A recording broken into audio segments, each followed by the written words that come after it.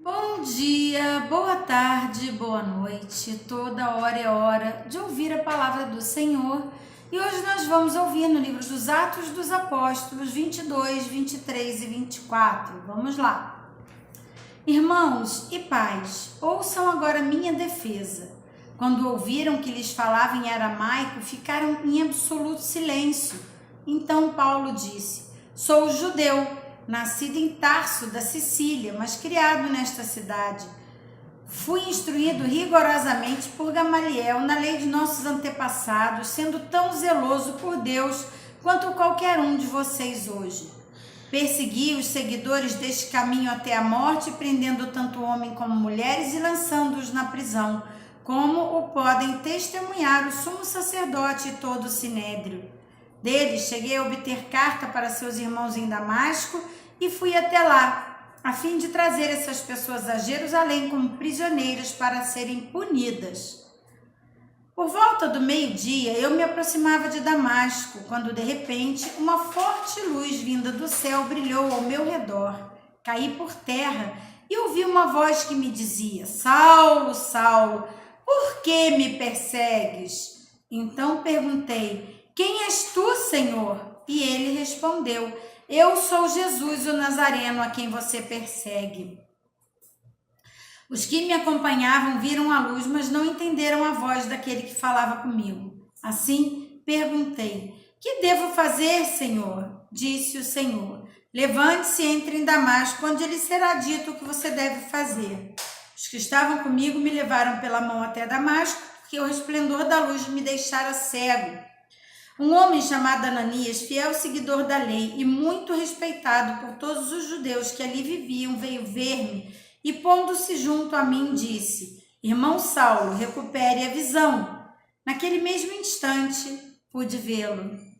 Então ele disse: O Deus dos nossos antepassados escolheu para conhecer a sua vontade, ver o justo e ouvir as palavras de sua boca. Você será testemunha dele a todos os homens, daquilo que viu e ouviu e agora está esperando. Levante-se, seja batizado e lave os seus pecados invocando o nome dele. Quando voltei a Jerusalém, estando eu a orar no templo, caí em êxtase e vi o Senhor que me dizia: Depressa, saia de Jerusalém imediatamente, pois não aceitarão seu testemunho ao meu respeito. Eu respondi: Senhor, estes homens sabem que eu ia de uma sinagoga a outra a fim de prender e açoitar os que creem em ti. E quando foi derramado o sangue de tua testemunha, Estevão, eu estava lá, dando minha provação e cuidando das roupas dos que o matavam. Então o Senhor me disse: Vá, eu o enviarei para longe, aos gentios. A multidão ouvia Paulo até que ele disse isso.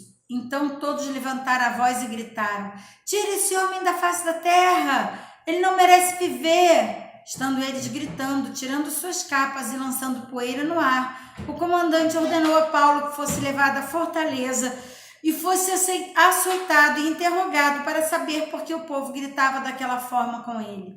Enquanto o amarravam a fim de açoitá-lo, Paulo disse ao centurião que ali estava: Vocês têm o direito de açoitar um cidadão romano sem que ele tenha sido condenado?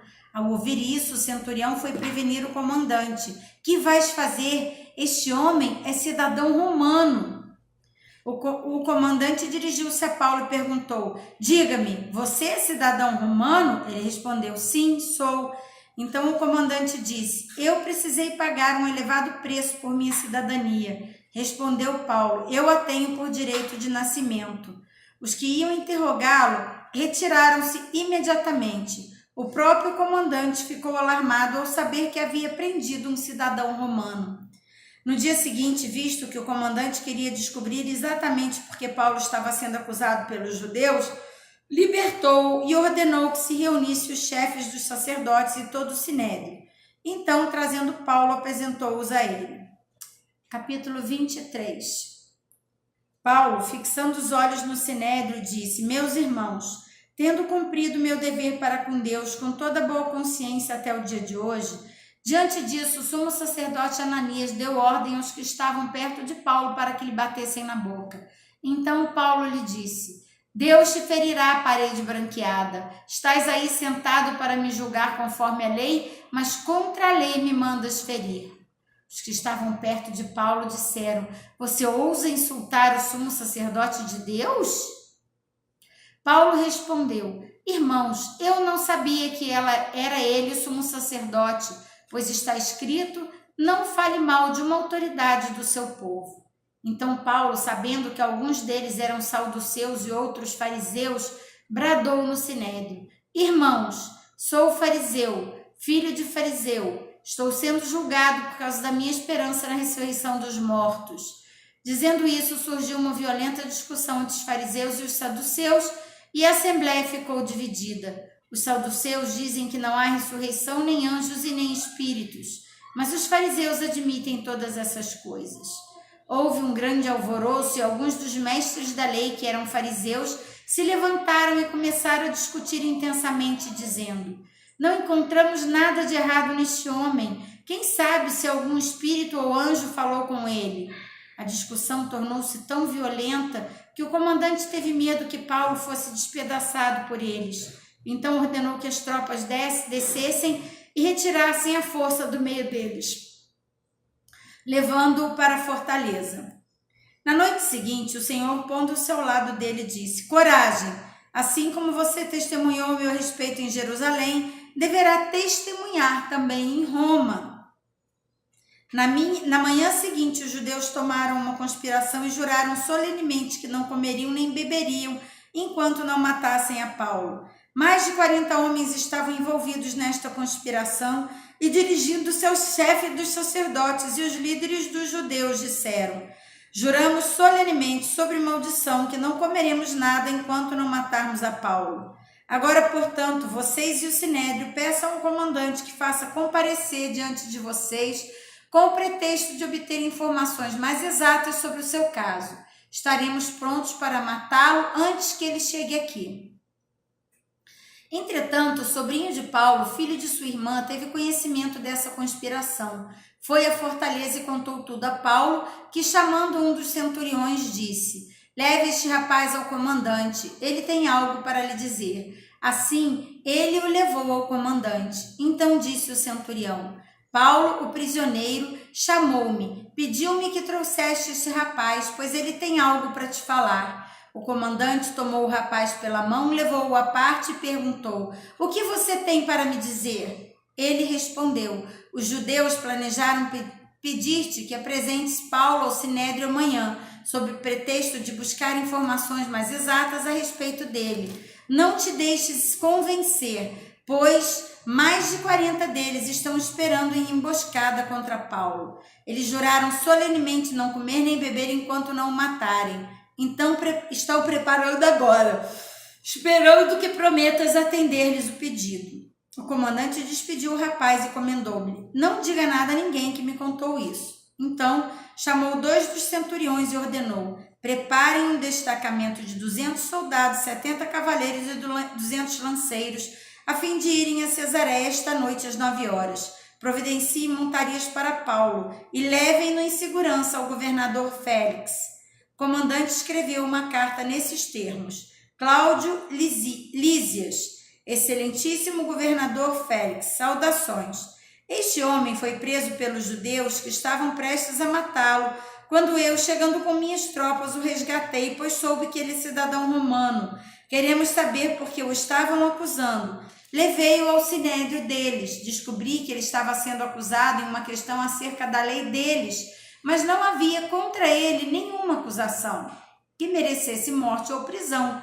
Quando fui informado que estava sendo preparada uma cilada contra ele, enviei-o imediatamente a ti, Vossa Excelência. Também ordenei que os seus acusadores apresentassem a Vossa Excelência aquilo que tem contra ele. Os soldados, cumprindo seu dever, levaram Paulo durante a noite e chegaram a Antipátride. No dia seguinte, deixaram a cavalaria prosseguir com ele e voltaram para a fortaleza.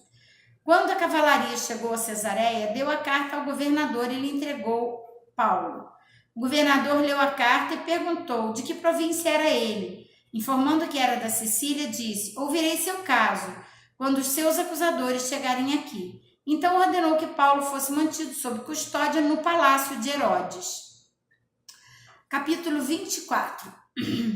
5 dias depois, o sumo sacerdote Ananias desceu a Cesareia com alguns dos líderes judeus e um advogado chamado Tértulo, os quais apresentaram ao governador as suas acusações contra Paulo.